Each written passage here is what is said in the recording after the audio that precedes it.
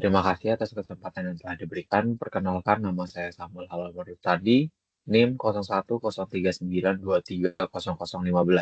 Pada kesempatan kali ini, saya akan mempresentasikan topik mengenai Foundation of Planning. Sebelum kita mulai, apa itu planning? Planning atau perencanaan adalah proses yang sistematis dalam menentukan arah dan langkah-langkah yang akan diambil untuk mencapai tujuan tertentu. Ini seperti peta jalan yang akan kita buat sebelum kita memulai perjalanan. Tanpa perencanaan yang matang, perusahaan akan sulit untuk mencapai kesuksesan yang berkelanjutan.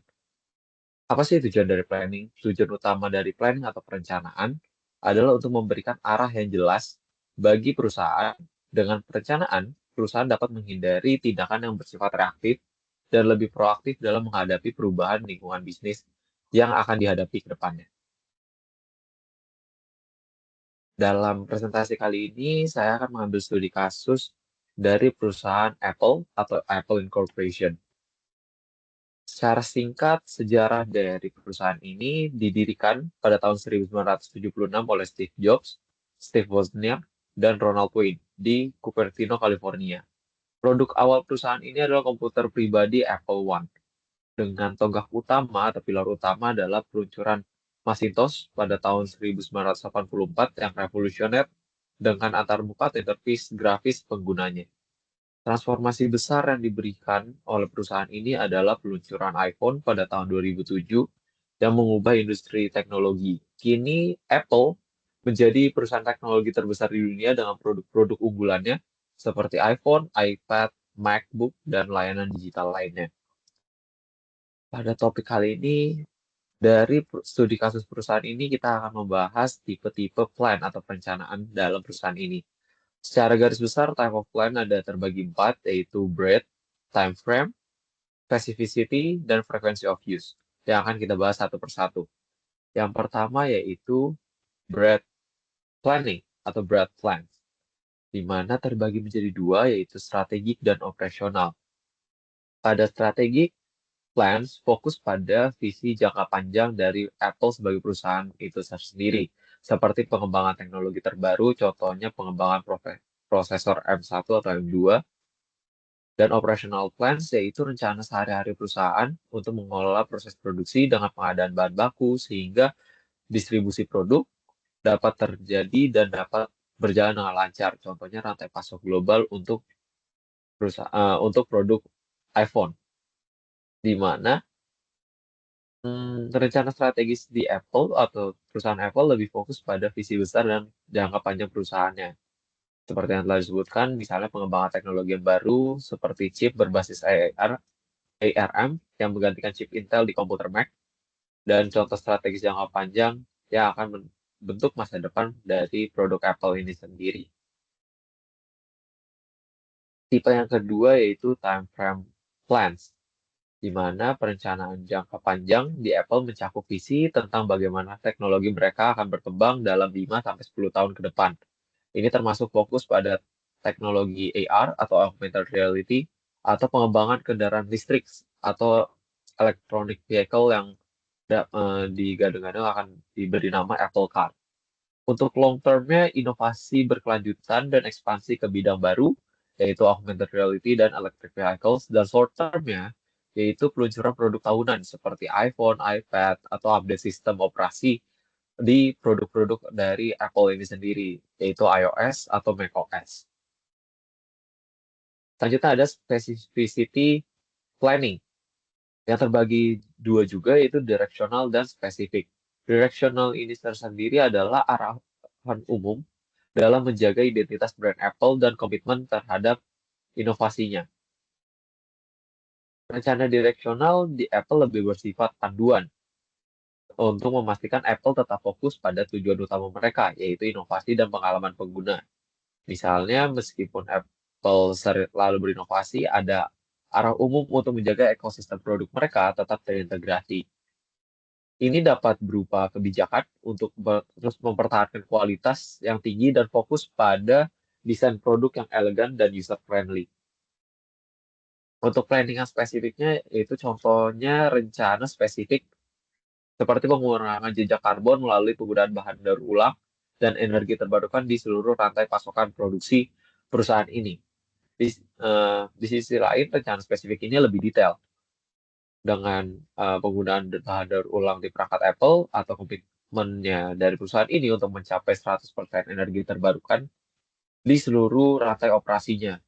Apple telah menetapkan target mereka menjadi netral karbon pada tahun 2030 yang merupakan bagian dari rencana spesifiknya mereka. Kemudian yang terakhir ada frequency of use yang dibagi menjadi dua juga, yaitu single use dan trending. Single use yaitu rencana satu kali, seperti contohnya peluncuran iPhone pertama pada tahun 2007. Rencana ini biasanya dilakukan untuk tujuan satu kali saja dan memberikan impact yang besar dan keputusan strategis yang besar yang mengubah seluruh industri. Misalnya di studi kasus ini mengubah seluruh industri ponsel pada masa itu. Ini merupakan eh, peluncuran produk yang besar dan perubahan yang cukup radikal di perusahaan-perusahaan pada saat itu. Seperti contoh lainnya ada keputusan Apple untuk berhenti menggunakan Intel dan beralih ke chip M series buatannya sendiri untuk produk MacBook-nya. Dan planning yang berikutnya itu trending, di mana rencananya dilakukan berulang kali, seperti kebijakan pembaruan produk tahunan atau regulasi standar kualitas produk. Sebaliknya rencana trending berbanding terbalik dengan single use adalah rencana yang terus digunakan secara rutin.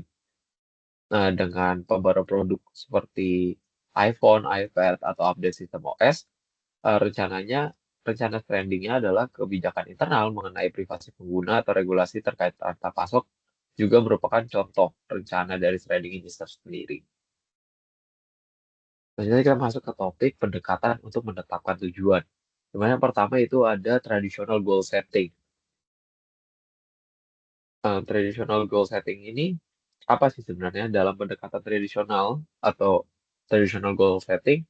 Tujuannya biasanya ditetapkan oleh manajemen puncak dan kemudian diturunkan ke tingkat manajemen yang lebih rendah.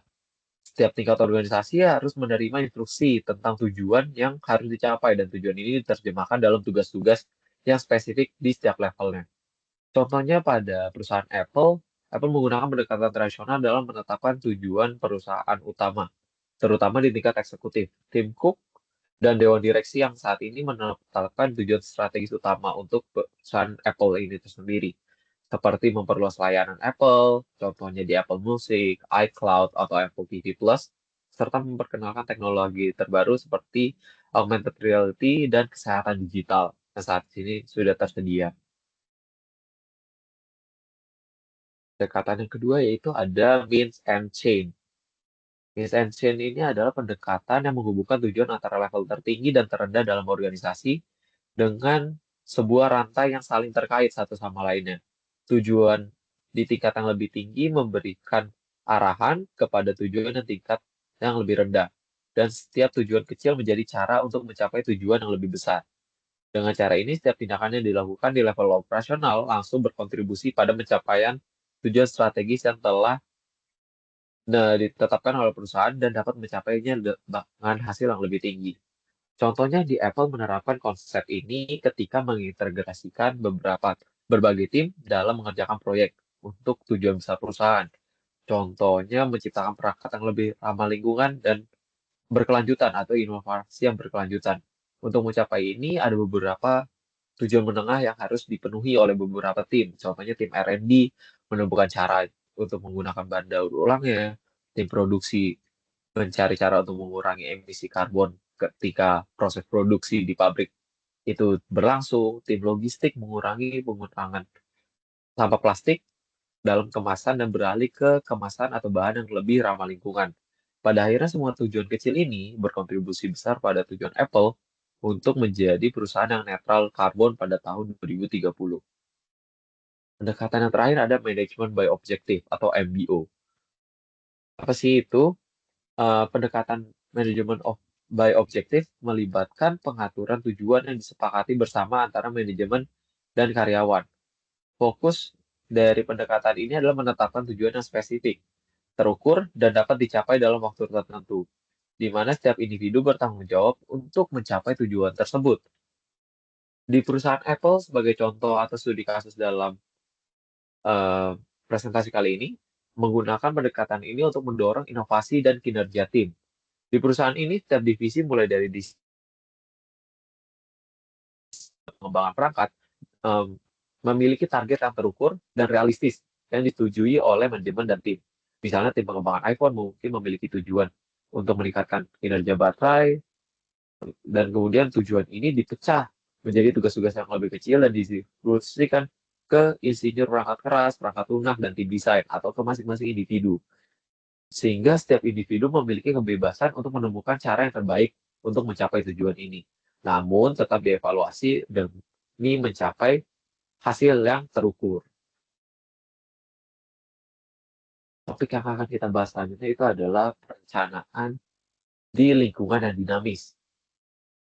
Ada dua poin yang akan kita bahas, yaitu poin pertama ada in an uncertain environment, managers should develop plans that are specific but flexible. Artinya apa? Ketika dalam lingkungan yang penuh dengan ketidakpastian, seperti perubahan teknologi, pasar, atau situasi ekonomi, perusahaan ini harus memiliki rencana yang spesifik dan fleksibel dalam menentukan arah yang jelas, tetapi juga memungkinkan terhadap penyesuaian jika kondisi tersebut berubah. Contohnya dalam perusahaan Apple, dalam pengembangan iPhone generasi pertama, Apple sebagai perusahaan memiliki tujuan spesifik untuk mengembangkan telepon, iPhone, dan perangkat komunikasi internet ke dalam satu produk. Namun mereka juga fleksibel dalam menghadapi tantangan teknis dan pasar. Pada awalnya iPhone ini dirancang untuk menggunakan layar fisik dengan keyboard untuk bersaing dengan BlackBerry. Tetapi dengan munculnya layar sentuh, Apple sebagai perusahaan yang fleksibel mengubah rencananya untuk sepenuhnya mengandalkan layar sentuh. Dan hal ini dapat menghasilkan hasil yang lebih baik lagi. Poin yang terakhir yaitu ada managers need to recognize that planning is an ongoing process. Maksudnya apa? Maksudnya adalah setiap perencanaan bukanlah aktivitas yang sekali jalan, di mana proses ini adalah proses yang berkelanjutan dan para manajer atau para petinggi harus terus memantau dan memperbarui rencana mereka seiring dengan perubahan kondisi bisnis atau pasar. Perubahan-perubahan teknologi, regulasi, atau kebutuhan pelanggan dapat membuat rencana yang awalnya sudah ditetapkan menjadi usang, sehingga diperlukan revisi dan penyesuaian. Contohnya pada perusahaan Apple, Apple sangat sadar bahwa perencanaan adalah proses yang berlangsung secara terus-menerus, sehingga mereka rutin melakukan penilaian terhadap kinerja produk, terhadap pasar, dan perkembangan teknologi, sehingga dapat menyesuaikan strategi mereka. Contohnya ada di pembaruan tahunan produk iPhone, sebagai contoh, di mana setiap tahun Apple merilis iPhone model terbaru, tetapi mereka tidak hanya berfokus pada satu rencana statis, tetapi tim manajemen, pengembangan produk, secara terus-menerus memantau feedback dari pengguna, perkembangan teknologi, dan strategi dari pesaing-pesaingnya untuk memperbarui dan menyesuaikan fitur yang akan dihadirkan di model-model berikutnya atau model-model terbaru ke depannya. Kesimpulan dapat saya sampaikan yaitu yang pertama dalam menghadapi lingkungan bisnis yang dinamis dan penuh dengan ketidakpastian, Apple sebagai perusahaan dapat mengkombinasikan rencana strategis jangka panjang dan rencana operasional jangka pendek, sehingga Apple sebagai perusahaan mampu menjaga keseimbangan antara inovasi berkelanjutan dan eksekusi yang efisien. Secara keseluruhan pendekatan yang adaptif, perencanaan yang berkesinambungan, serta pengelolaan tujuan yang terstruktur telah memungkinkan Apple sebagai perusahaan untuk mempertahankan posisinya sebagai pemimpin inovasi teknologi dunia. Keberhasilan Apple adalah hasil dari kombinasi dari beberapa rencana yang matang, fleksibilitas sebagai perusahaan dalam menghadapi perubahan, dan komitmen untuk mencapai tujuan strategis di jangka panjangnya. Sekian presentasi dari saya, kurang lebih mohon maaf. Terima kasih.